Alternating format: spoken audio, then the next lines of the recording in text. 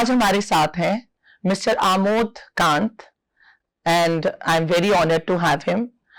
Thank you Amod ji, आपका बहुत बहुत शुक्रिया कि आप हमारे शो में आए एंड आपसे मिलके इतना अच्छा लग रहा है। You are such a gentle and happy personality कि मैं तो बहुत खुश हूँ। आप सही कह रहे हो, आप भी उतने ही खुशनुमा लग रहे हो हमको। परिचय आपने दिया तो मैंने दो अलग अलग ज़िंदगी मेरी रही है।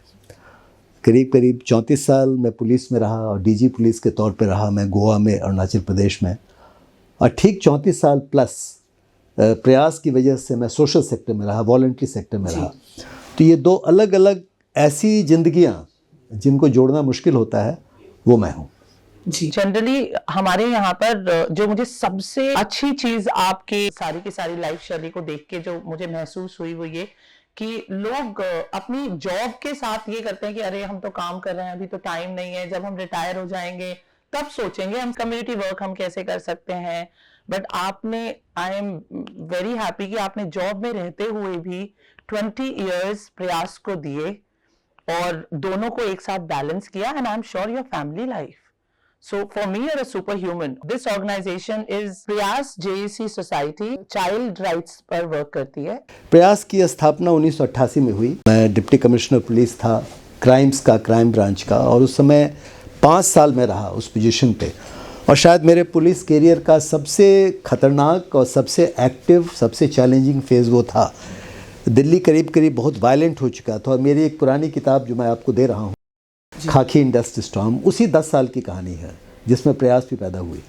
और उस समय दिल्ली में बहुत राइट्स हुए, 84 राइट हुआ, इंदिरा गांधी असैसिनेशन हुआ, ललित माकन, अर्जुन दास, जनरल एस वैद्य, इनका असैसिनेशन हुआ, और ड्रग्स एक बहुत बड़ी समस्या बन गई, टेररिज्म एक समस्या बन गई, और मैं उनके बीच था बहुत ज़्यादा। और इसी तमाशे, इसी तूफ़ान के अंदर जो है प्रयास की अचानक पैदाइश हुई। और प्रयास, आप ये समझें कि बहुत छोटी सी बात थी। वो बात ये थी कि बहुत सारे बच्चे, 40-50 बच्चे थानों में यहाँ वहाँ इकट्ठे हो जाते थे। वो ऐसे बच्चे थे जिनको आप होम में नहीं डाल सकते, ऐसे बच्चे थे जिनके खिलाफ़ कोई क्राइम नहीं था। तो इनके लिए, उनको रखने की, उनकी देखभाल करने के लिए, उनके पूरे जीवन को ठीक ठाक करने के लिए एक संस्था की आवश्यकता थी। उस समय ऐसी संस्थाएँ थी नहीं, तो मैंने प्रयास की स्थापना कर दी। और प्रयास 20 साल तक इसका ग्रोथ होता रहा। जब मैं नौकरी में था, यानी IPS में था, और उसके बाद 34 साल से ज़्यादा हो गए 1988 से। और प्रयास के कोई 252 शाखाएं हैं पूरे देश में, 10 प्रदेशों में, यानी अंडमान निकोबार आइलैंड से लेके अरुणाचल प्रदेश तक हमारे सेंटर्स हैं, कश्मीर से लेकर के गुजरात तक हमारे सेंटर्स हैं। 700 हमारे को वर्कर्स हैं, 700। बस ब्रीफली बता रहा हूँ कि करीब करीब 38 हमारे होम्स एंड शेल्टर्स हैं, 70 के आसपास हमारे वोकेशनल ट्रेनिंग के सेंटर्स हैं, हेल्थ के बहुत सारे प्रोजेक्ट हैं। तो ये प्रयास है बस। जब आपने बताया कि 1980 में आप वो कुछ पुलिस में वो 40-50 बच्चे आ जाते थे, उनका कोई बैकग्राउंड था नहीं कि हम उनको होम में रख सकें, तो फिर प्रयास उन बच्चों का करता क्या था? मतलब क्या उनको प्रयास फाउंडेशन में लेके जाते थे? नहीं, उन बच्चों को पुलिस ऑफिसर्स दिल्ली में थे, या बहुत सारे सोशल वर्कर्स थे, या ऐसे लोग जैसे हमारी एक पार्टनर थी Delhi school of social work, हमारे और भी पार्टनर्स थे। तो उन बच्चों को लाते थे और ला करके कहीं रखने की कोशिश करते थे, या स्लम्स बस्तियों में भी उनके लिए कोई इंतजाम नहीं था। तो हम लोगों ने उनके लिए पहले देखभाल, उनकी देखरेख, यानी उनको नहाना, उनको लुक आफ्टर करना, कपड़े देना, खाना पीना देना, उसके बाद फिर कुछ एजुकेशन, फिर वोकेशनल ट्रेनिंग, फिर हेल्थ केयर। तो ये अपने आप में ओपन अप करती गई। मतलब मेरा वैसे भी मानना है कि वॉलंटरी ऑर्गेनाइजेशन की जो शुरुआत होती है, यानी उसकी पैदाइश, वो अक्सर एक चांस होती है और होनी भी चाहिए, एक्सीडेंट होती है। प्रयास की पैदाइश पे सच पूछे तो बहुत बड़ी आग लगी जहांगीरपुरी में, और उस आग से एक अचानक ये संस्था पैदा हुई जिसकी ज़रूरत पड़ रही थी मुझे पुलिस ऑफिसर की हैसियत से। और फिर इसका जो विकास होता है, यानी इसका ग्रोथ होता है, वो भी एक रिस्पॉन्स के मुताबिक होता है। बहुत सारी ज़रूरतें, बहुत सारी समस्याएं, बहुत सारे डिज़ास्टर, क्राइसिस, उनके माध्यम से संस्थाएं बढ़ती हैं, और यही खासियत है। इसलिए ये जो बात कोई कहता है कि हमने बड़ी भारी सेवा कर दी, हमने बड़ा भारी काम कर दिया, ऐसा कुछ नहीं होता है। ये तो जीवन का तरीका है कि चैलेंजेस हैं तो अपॉर्चुनिटीज़ हैं, अपॉर्चुनिटीज़ हैं तो काम है। और संस्थाएं ऐसी बनती हैं। मेरा बहुत मतलब गहरा विश्वास लोगों में है, दुनिया में है, और मैं समझता हूँ कि ये आपके आसपास के जो लोग होते हैं उनके माध्यम से ही इस काम को आप करते हैं और लोग जुटते चले जाते हैं। इसमें सच पूछिए तो प्रयास की शुरुआत 3-4 साल तक इस ऑर्गेनाइजेशन में कोई बैंक अकाउंट भी नहीं था, और हमारे साथ कुछ पुलिस के लेडी पुलिस ऑफिसर कुछ और मिलकर काम कर रहे थे, दिल्ली यूनिवर्सिटी के कुछ लोग काम कर रहे थे, श्रमिक विद्यापीठ के लोग काम कर रहे थे, और मैं काम कर रहा था। हर शनिवार को मैं स्लम में प्रयास में होता था। बच्चों का वो सारा काम मैंने किया है, मतलब उनको नहाने खाने से लेके उनको पढ़ाने तक मैंने भी किया, लोगों ने भी किया जो मेरे साथ थे। तो ये मतलब इसके लिए कोई बड़े भारी तैयारी की आवश्यकता नहीं होती है, बहुत रिसोर्सेज की आवश्यकता नहीं होती है। वहीं जो वॉलंटरी सेक्टर होता है वो सरकार से अलग है। सरकार की एक अथॉरिटी होती है, एक ऑरा होता है, एक बहुत बड़ी ताकत होती है। वॉलंटरी सेक्टर की ताकत नहीं होती है। ऑर्डिनरी इंडस्ट्री है, ऑर्डिनरी बिजनेस है, जिसमें कि आप पूरे कैपिटल क्रिएट करते हैं, प्रोडक्शन एक्टिविटी करते हैं, बिजनेस करते हैं, ऐसा कुछ नहीं है। ये एक दूसरी कहानी है, और इस कहानी का मैं एक हिस्सा हूँ, इतना ही मान सकता हूँ। बट आई एम श्योर आपको कहीं ना कहीं खुद एक पुलिस ऑफिसर होने का फायदा तो हुआ होगा प्रयास में। सबसे बड़ा फ़ायदा तो ये था कि एक पुलिस ऑफिसर की हैसियत से मैं हर वक्त समस्याओं में था। डिज़ास्टर, क्राइसिस, समस्याएं, चैलेंजेस मेरी ज़िंदगी का पार्ट थी। मैं पहुंचा कैसे? मैं स्लम में पहुंचता ही नहीं, मैं क्राइसिस से पहुंचता ही नहीं अगर मैं पुलिस ऑफिसर नहीं होता तो पुलिस ने तो मुझे वो रास्ता दिया, पुलिस ने मुझे माध्यम बनाया, सीधी सी बात यही है। इसलिए बट पुलिस का फायदा भी हुआ, आपके जॉब का, आपके ओहदे का आपको फायदा हुआ प्रयास में? मैंने कभी पुलिस का इस्तेमाल नहीं किया प्रयास के लिए फंड रेजिंग में, मैं स्पष्ट कर दूं, कभी नहीं। जब आप पुलिस की वर्दी में एज अ ऑफिसर प्रयास के केयर टेकर थे तो लोगों को थोड़ा सा ये लगता होगा कि हाँ they can't really mess with those kids. इस दृष्टिकोण से पुलिस का फायदा ये है, आज भी देश के अलग अलग कोने से जो ऑर्गेनाइजेशंस हैं, सोशल वर्कर्स हैं, जो लोग क्राइसिस या परेशानी में होते हैं, मुझे याद करते हैं। मैं रोज़ उनसे बात करता हूँ। बहुत हजारों ऐसे लोग होंगे जिनको मैंने मदद में नहीं कहूँगा, जिनके प्रॉब्लम को मैंने सॉल्व करने की कोशिश की है। चूँकि मेरा संबंध पुलिस के साथ था, इसलिए मैं पुलिस को अलग तो नहीं कर सकता हूँ, और करने की जरूरत भी नहीं है। और ये दोनों एक ही है। पुलिस का जो है पूरा आधार, कार्यशैली, पुलिस के पूरे काम का मकसद होना चाहिए सेवा। और सेवा को अगर आप प्रयास के माध्यम से करें या पुलिस के माध्यम से करें, मैं इन दोनों को अलग नहीं मानता हूँ। ये दोनों एक ही चीज़ हैं। और about the life also I feel that it's very pointless to compartmentalise the life. जिंदगी को टुकड़ों में बांटने की जरूरत नहीं होनी चाहिए। प्लीज इलैबोरेट करें। लेक्चरशिप मेरे जीवन का बहुत ही एक शानदार समय था, और I was very popular, I was very happy. उसके बाद वहाँ के ट्राइबल्स के लिए जमशेदपुर चाईबासा का वो जो जंगली इलाका है जहाँ नस्लाइट मूवमेंट डेवलप किया था काफ़ी जोर शोर से, वहाँ के लोगों के लिए मैंने कॉलेज खोला। मैं 23 साल का था उस वक्त, और उसमें 7 मेरे नए टीचर्स थे। और वो एक ऐसा काम था जो मैं सोच रहा था कि मेरा जीवन यही है, अब मैं यहीं रहूँगा, यही काम करूँगा। लेकिन फिर कुछ ऐसा हुआ कि लोगों ने मुझे पकड़ के सिविल सर्विस दिलवा दिया एग्ज़ाम। मैं अपियर हो गया, क्वालिफाई कर गया। क्वालिफाई किया तो मेरे इलाके के जो पुलिस रिपोर्ट आई उसमें ये कहा कि भाई ये तो इसकी अजीब कंपनी है, इसके लोगों की अंडरग्राउंड सुपर आए हुए लोग इसके दोस्त हैं। तो खैर लोगों ने उसको अलग फाड़ के फेंक दिया। मैं आ गया नौकरी में, पुलिस में आ गया। तो मेरा जो फाउंडेशन था पुलिस में वो अलग था, वो एकदम अलग था अपने दोस्तों से, जो मेरे पुलिस के कलीग्स थे आईपीएस में। जब मैंने नौकरी ज्वाइन की तो उनसे मेरी जीवन शैली अलग थी। तो वो जीवन शैली ले के मैं चला पुलिस में आया, तो वो एक अलग चीज़ थी। और शायद उसी जीवन शैली ने मुझे उससे बहुत साल बाद, यानी 1974 मैंने आईपीएस ज्वाइन किया, और 1988 ठीक 15वें साल, 14 साल के बाद मैंने प्रयास शुरू किया। तो ये उसी की पहचान थी, एक वही चीज़ थी जो यहाँ हमको लेके आ रही थी। आप समझ रहे हैं? जी बिल्कुल। मैंने हार्डकोर पुलिसिंग की, बहुत वायलेंट, बहुत खतरनाक, हर सिचुएशंस को मैंने फेस किया, और मेरी बहुत इवेंटफुल पुलिस कैरियर है। एक इवेंट हम आपसे सुनना चाहेंगे। 1984 एट्स इंदिरा गांधी को मार दिया गया, दिल्ली में 3000 सिख्स मारे गए, और मैं डीसीपी था सेंट्रल दिल्ली का। It was an extremely violent time which I have written in my book. और उस वायलेंट टाइम में मैंने जो कुछ किया, जो मेरे साथ गुजरा, वो मेरे जीवन का सबसे भयानक, सबसे खतरनाक एक याद रह के बन गई वो सारी चीज़। उसके बाद टेररिस्ट क्राइम्स होते चले गए, ललित माकन मेंबर ऑफ पार्लियामेंट मारा गया, अर्जुन दास मारा गया, जनरल एएस वैद्या जिन्होंने ऑपरेशन ब्लू स्टार किया था वो मारे गए। मैंने सभी इन्वेस्टिगेशंस किया। This was one after one. ये होता चला गया, 10 साल तक होता गया और फिर राजीव गांधी हत्या हो गई, मैं सीबीआई चला गया, मैं राजीव गांधी हत्या की इन्वेस्टिगेशन करता रहा, एलटीटी के बीच में आया। तो ये तमाम चीज़ें बहुत हार्डकोर पुलिसिंग का हिस्सा थी मेरे लिए। आप समझ रहे हैं, law and order, crime events, investigations, ये मेरी ज़िंदगी का यही सारी ज़िंदगी थी।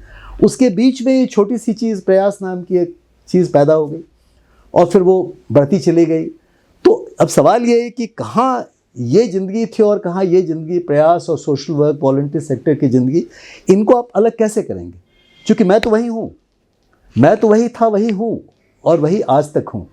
तो मेरा ये कहना है कि the life itself is always seamless and seamlessness of life is the beauty of life.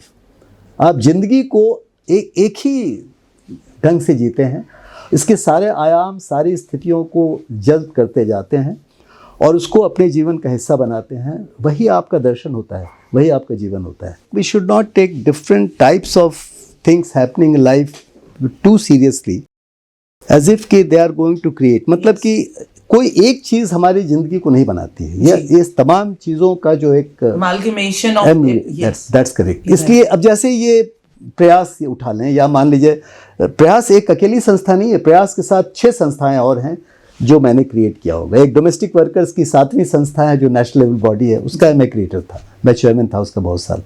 अभी बहुत सारी संस्थाओं के साथ मैं काम कर रहा हूँ। नीति आयोग का एक स्टैंडिंग कमेटी है जिसका मैं मेंबर कोऑर्डिनेटर हूँ।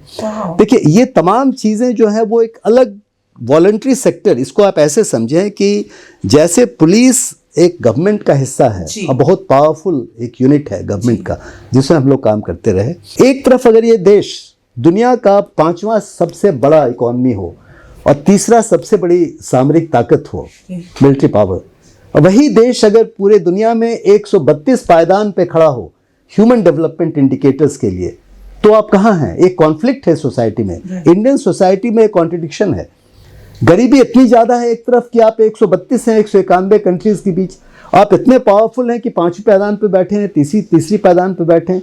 तो मेरे जैसे आदमी जिसने जीवन को अलग अलग ढंग से जिया है और समझा है या काम किया है, हमारे लिए चैलेंज बहुत इंपॉर्टेंट है और हर किसी के लिए इंपॉर्टेंट है। Yes, it's everyone's duty. तब तो आप सेवा क्यों करते हैं? इसलिए करते हैं कि आपके यहाँ इस कंट्री में 30% लोग गरीबी रेखा के आसपास हैं। Right. 3-3.5 करोड़ बच्चे सड़क पर बच्चे हैं, कामकाजी बच्चे हैं, बिना होम के बच्चे हैं। 3.5 करोड़ बच्चे ऐसे हैं जो स्कूल नहीं जाते हैं। तो सवाल ये कि ये चैलेंजेस कौन देखेगा? किसकी जरूरत है? आपकी नहीं है क्या?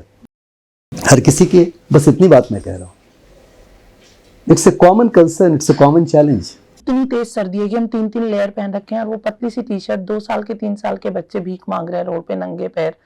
मुझे ऐसा लगता था कि क्या कर रही है government? Why are they not helping? Why is anybody doing anything about it? ये हर किसी को सलाह है कि आपके आसपास की जो दुनिया है उस दुनिया में सब कुछ है, मौज मस्ती भी है, चमकदार चीज़ें भी हैं, बहुत प्रोग्रेस है सोसाइटी में, वो भी है, और साथ में ये भी है जिसकी बात आप कर रहे हैं। अब सवाल ये उठता है कि अगर आप में थोड़ी भी क्षमता है, आप में ताकत है या रिसोर्सेज आपके पास हैं, तो मैं मानता हूं कि अपराध है कि इसको आप इस्तेमाल ना करें। हाँ। अगर आप में कुछ भी है, आपके पास एक घर है, आपके पास एक नौकरी है, आपके पास रिसोर्सेज हैं, तो इन बच्चों के लिए जो पहली आवाज़ देते हैं दुनिया में, इनकी आवाज़ सबसे बड़ी आवाज़ होनी चाहिए। ऐसे बच्चे जिनकी आप बात कर रहे हैं, हम बात कर रहे हैं, जैसा मैंने कहा कि ऐसे बच्चे भारतवर्ष में, हमारा कैलकुलेशन ये है करीब 3.5 करोड़ के आस। 2020 की जो नेशनल एजुकेशन पॉलिसी है उसमें भी एक फिगर है 32.2 मिलियन, यानी 3 करोड़ 20 लाख बच्चे ऐसे थे 2019 में, 18-19 में, जो स्कूल नहीं जा रहे थे सामाजिक आर्थिक स्थितियों की वजह से। Socio economically deprived groups of children, ये परिभाषा है, ठीक है। और जुवेनाइल जस्टिस एक्ट के अंदर, देश के बच्चों के कानून के अंदर जो एक परिभाषा बच्चों की है, children in need of care and protection, ऐसे बच्चे जिनको संरक्षण या सुविधा की आवश्यकता है, इनकी संख्या भी करीब 3.5 करोड़ के आसपास है। ये बच्चे हर जगह हैं। हम क्या करें? मैं देख रही हूँ कि फ्लाईओवर के नीचे 2 लेडीज हैं, 5 साल से छोटी उम्र के 5 बच्चे लेके घूम रही हैं, भीख मांग रही हैं। मैं कुछ करना चाहती हूँ, मैं क्या करूँ? एक तो जो चाइल्ड हेल्पलाइन है 1098, उसका इस्तेमाल करें। एक 1098 एक चाइल्ड हेल्पलाइन है जो पिछले करीब 22 साल से चल रहा है, 1998 में स्टार्ट हुआ था। और प्रयास में पहला 1098 आया था दिल्ली में, प्रयास में, जहांगीरपुरी में, और आज पूरे देश में कोई 650 के आसपास डिस्ट्रिक्ट्स में और रेलवेज में 1098 चल रहा है। और 1098 एक बहुत पावरफुल मीडियम है बच्चों की मदद करने के लिए। आप इस पर अगर फ़ोन करते हैं तो टोल फ्री नंबर है ये, वो कनेक्ट करता है किसी ऐसे ऑर्गेनाइजेशन से जो बच्चों की मदद कर सकता है। तो एक तो पहला इस्तेमाल उसका करना चाहिए। दूसरा ये है कि अगर आप ऐसे बच्चों को देखते हैं, उसमें एक समस्या ज़रूर है, चूँकि प्रयास को भी दिक्कत होती है कि इनके माँ बाप इनके साथ होते हैं, वो इनका इस्तेमाल करते हैं। अधिकतर चाइल्ड लेबर भी बच्चों के होते हैं माँ बाप की वजह से, परिवार की वजह से। तो आपको उनको कन्विंस करना पड़ेगा, या इन बच्चों को कन्विंस करना पड़ेगा कि इनको किसी न किसी होम में आप लेके जाएं। प्रयास के इतने सारे होम हैं और संस्थाओं के हैं, आप लेके जा सकते हैं। ये सही है कि आप उनको खुद लुक आफ्टर नहीं कर सकते हैं। कानून के अंदर भी किसी बच्चे का चार्ज आप तभी ले सकते हैं जबकि चाइल्ड वेलफेयर कमेटी आपको फिट पर्सन डिक्लेयर करे या उस संस्था को फिट इंस्टीट्यूशन डिक्लेयर करे। लेकिन ये आप कर सकते हैं, मैं ये कहना चाह रहा हूँ। अगर आप समय देंगे और अगर अपने रिसोर्सेज का इस्तेमाल आप इन बच्चों के लिए करें तो उनकी मदद आप कर सकते हैं। ये पुलिस भी कर सकती है, और पुलिस के लिए ये बहुत इम्पॉर्टेंट एक वर्क है मेरे हिसाब से। ये जो बड़ी अपराधों की दुनिया में आप काम करते हैं या आप केस इन्वेस्टिगेशन करें, लॉ एंड ऑर्डर देखें, उससे कहीं ज़्यादा इम्पॉर्टेंट मैं समझता हूँ आज के दिन भारतवर्ष के जो सोशल लेजिस्लेशंस हैं, जो सामाजिक समस्याओं से संबंधित जो कानून है जिनका इम्प्लीमेंटेशन नहीं हो रहा है, महिलाओं के प्रति, बच्चों के प्रति, एल्डरली के प्रति, डिसेबल्ड के प्रति या गरीबों के प्रति जो बहुत सारे कानून हैं, उन सारे कानून का पालन नहीं हो रहा है। इन सारे कानून को पुलिस पे लागू नहीं कर रही है, क्योंकि उनको लगता है कि ये उनका सेकेंडरी वर्क है, ये उनका प्राइमरी वर्क होना चाहिए। It's part of main stream life. जो नहीं समझ रहा है वो इंसान ही नहीं है, यही मैं कहने की कोशिश कर रहा हूँ। इसमें कोई बड़ी लंबी चौड़ी तैयारी की जरूरत नहीं है। देखिए, प्रयास की जो पूरी कहानी है, उस कहानी का सारांश यही है कि हर जगह छोटे जो सेंटर्स हमारे बनते चले गए पिछले 34-35 साल में, तो वो तमाम सेंटर्स के लिए कोई हमने कभी भी सेंटर तब स्टार्ट नहीं किया कि फंडिंग क्रिएट कर दिया और सेंटर स्टार्ट हो रहा है। नहीं, हमने प्रोजेक्ट स्टार्ट कर दिया, बिना पैसे के कर दिया। शुरू में ही जैसा मैंने आपको कहा कि 3 से 4 साल तक प्रयास का बैंक अकाउंट तक नहीं था। बिना बैंक अकाउंट के ही 500 बच्चे हम लुक आफ्टर कर रहे थे, और लोग क्यों नहीं कर सकते? ठीक है, आपने सही कहा कि एक वेल नोन पुलिस ऑफिसर की हैसियत से कॉम्पिटेंस हम में था, लेकिन वो तो कोई भी कर सकता है। ये बहुत धर्म का काम है बच्चों के लिए करना। ऊपर वाले ने हमें हाथ दिए, सही हालत दिए। देखिए, प्रयास को मैंने इसी ढंग से कोशिश किया है कि बढ़े। इसकी बड़ी लंबी चौड़ी गवर्निंग बॉडी है, ये मेरी कोई पर्सनल चीज़ नहीं है, एकदम नहीं है जी। बल्कि सच पूछे तो प्रयास में जो हमारे कोई 700 के आसपास को वर्कर्स हैं या सीनियर लोग हैं, वही प्रयास को ओन करते हैं। अब मैं ओन नहीं करता हूँ, वो ओन करते हैं। बल्कि एक और ख़तरनाक बात हो रही है कि जो बच्चे प्रयास से निकल रहे हैं, लड़कियाँ प्रयास से निकल रही हैं, वो धीरे धीरे इसको कंट्रोल करेंगे, और करना भी चाहिए। शायद ये संस्था उनकी हो जानी चाहिए कभी आकर के। तो इसमें ऐसी छोटी छोटी कोशिशें, वो भी प्रयासी हैं, अगर वो कभी चाहें कि प्रयास की मदद उनको मिले तो हम तैयार हैं।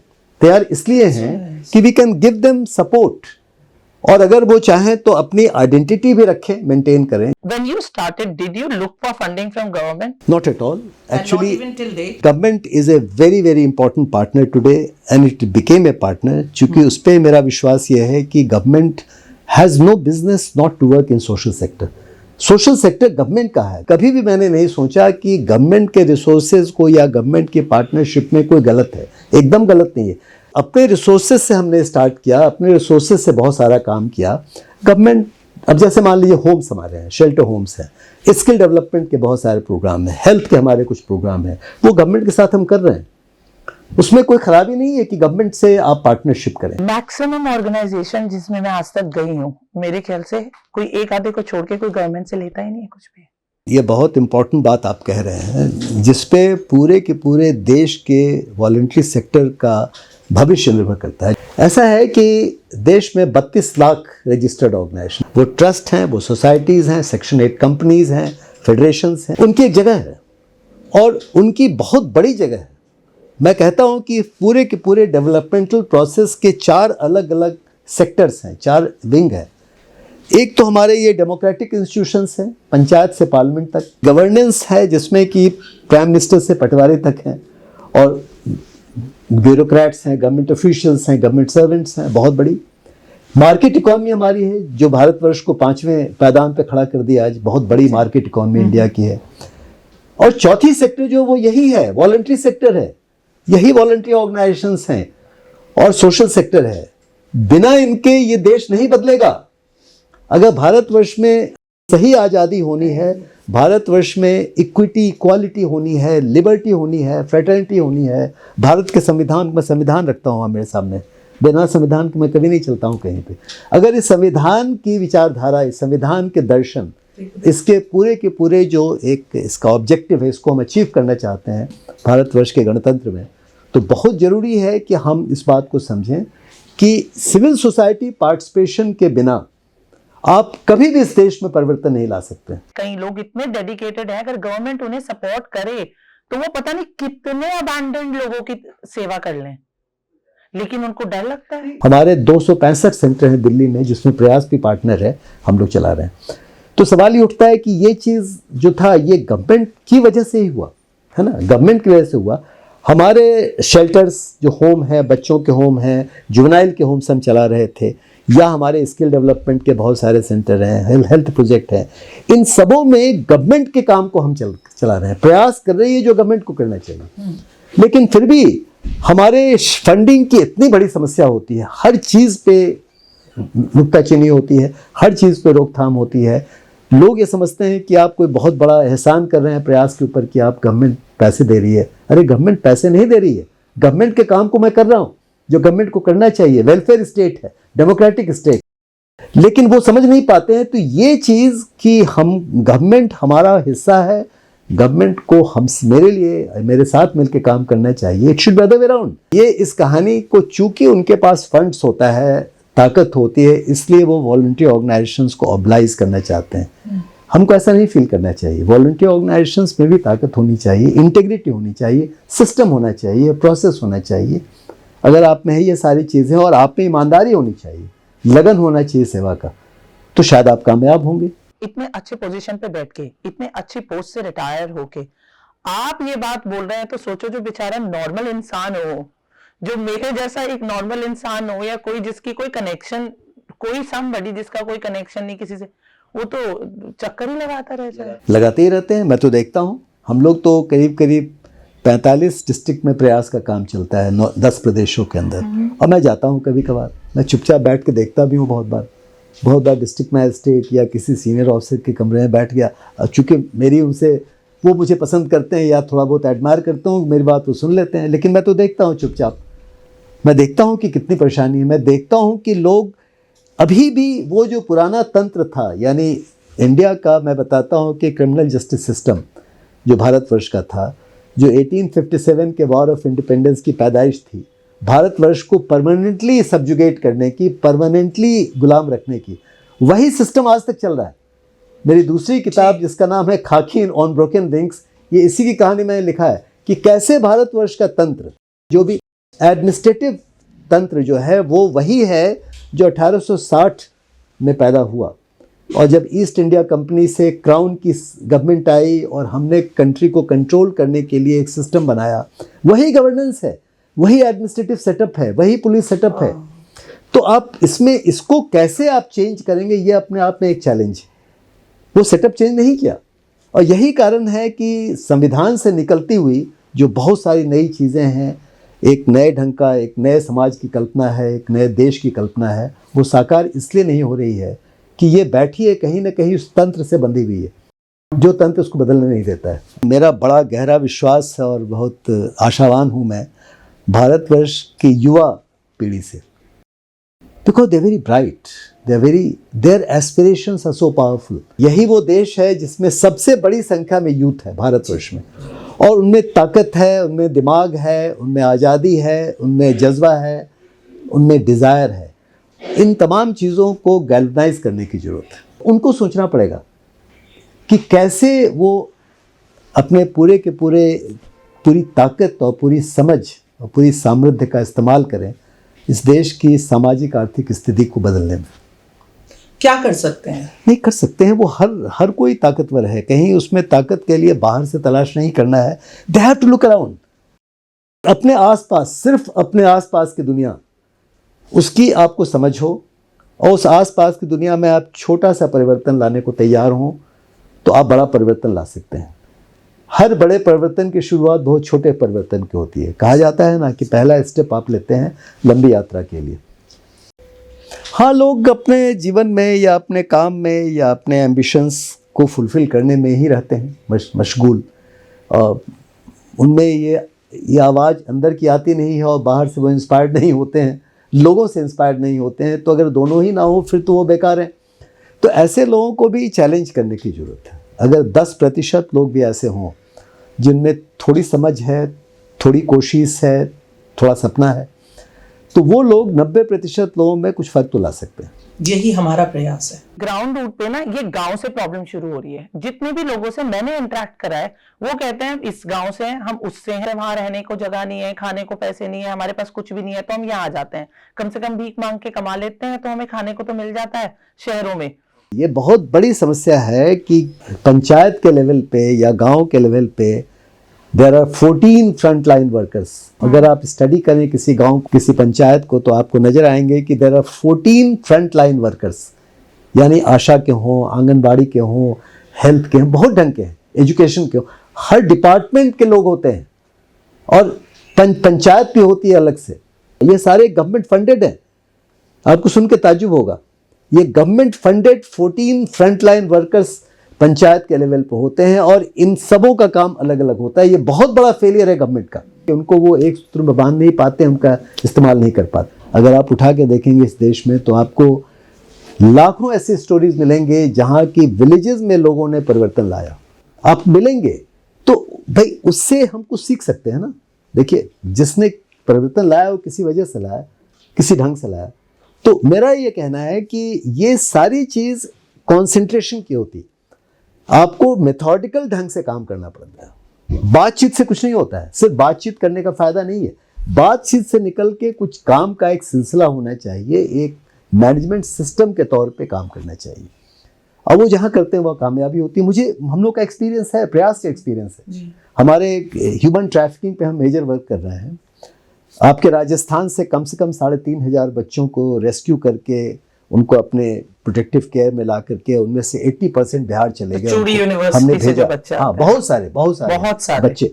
उनमें से मुझे याद है कि एक खास ब्लॉक है, अभी हमारे जो काम करने वाले लोग हैं, समस्तीपुर एक डिस्ट्रिक्ट है बिहार का, समस्तीपुर डिस्ट्रिक्ट में एक पर्टिकुलर ब्लॉक में हमारे कुछ एरियाज हैं जहाँ सबसे अधिक संख्या में जहाँ के बच्चे निकल रहे थे।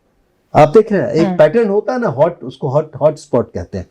हॉट स्पॉट बिहार में बहुत सारी जगह हैं जहां से बच्चे निकलते हैं चाइल्ड लेबर के लिए, ट्रैफिकिंग के तौर पे निकलते हैं।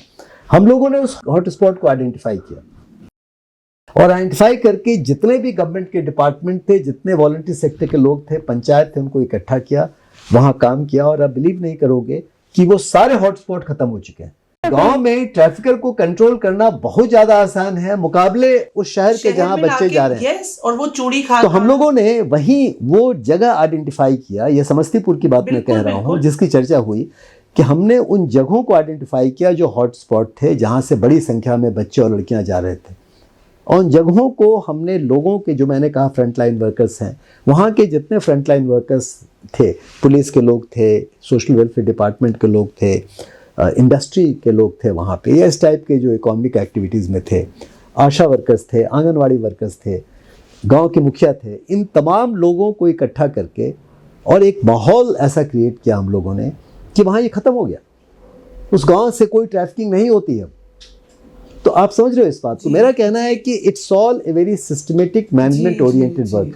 प्रयास का पूरा सिलसिला अगर चल रहा है आज तक, इसलिए नहीं चल रहा है कि आमोद कंठ के समान किसी आदमी ने शुरू किया या हम उसको बढ़ा रहे हैं। ये इसलिए चल रहा है कि हमारे जो को वर्कर्स, मैं कहता हूँ उनको, हमारे जितने मैनेजमेंट के लोग हैं, स्टाफ हैं, दे आर को वर्कर्स, ये साथी हैं हमारे। इन लोगों में एक मैनेजमेंट सिस्टम इन लोगों ने क्रिएट किया, इसकी वजह से ये चल रहा है। तो you have got to be very systematic, process oriented, management oriented, then you can do it. Mere inspiration will not help. सिर्फ सोचने से या ऐसा फील करने से कि नहीं साहब ये कमाल हो रहा है, ये बड़ा भारी सपना आ गया, ये बड़ी भारी बात हो गई, ये सब किस्से कहानियों की बात है। सच्ची बात यह है कि जैसे आप एक नौकरी करते हैं, आप बिजनेस करते हैं, कुछ काम करते हैं, तो एक सिस्टम से करते हैं ना, तभी कामयाबी होती है। वही सिस्टम आपको अडॉप्ट करना पड़ेगा सोशल वर्क के लिए।